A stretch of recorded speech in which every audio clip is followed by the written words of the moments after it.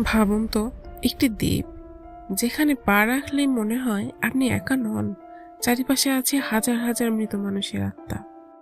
আজ আমি আপনাদের নিয়ে যাচ্ছি ইতালি ভেনিসের শহরের কাছে অবস্থিত একটি রহস্যময় জায়গায়, পভেগলিয়া দ্বীপে।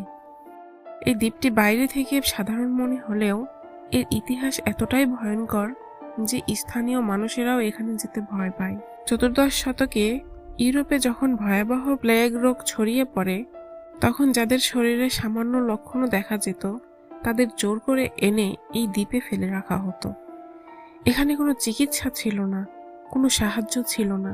মানুষ ধীরে ধীরে রোগ, ক্ষুধা আর যন্ত্রণায় মারা যেত। হাজার হাজার মানুষ এখানেই শেষ নিঃশ্বাস ত্যাগ করেছেন। অনেককে জীবিত অবস্থাতেই আগুনে পুড়িয়ে ফেলা হয়েছিল। এই দ্বীপের মাটির বড় একটি অংশ আজও মানুষের ছাই দিয়ে ভরা। সময় গড়িয়ে যায়, পরে এই দ্বীপে একটি মানসিক হাসপাতাল চালু করা হয়, কিন্তু এখানে গল্প আরো অন্ধকার হয়ে ওঠে। রোগীরা বলতো তারা রাতে অদ্ভুত শব্দ শোনে, কারো কান্না, কারো চিৎকার। অনেকে দাবি করেছে তারা অদৃশ্য ছায়া দেখেছে, যেন কেউ তাদের দিকে তাকিয়ে আছে।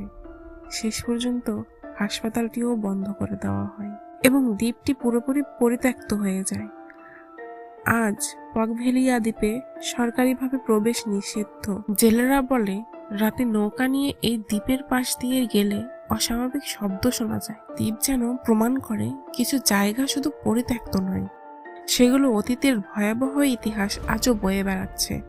আপনি কি সাহস করবেন এমন একটি অভিশপ্ত জায়গায় পা রাখতে?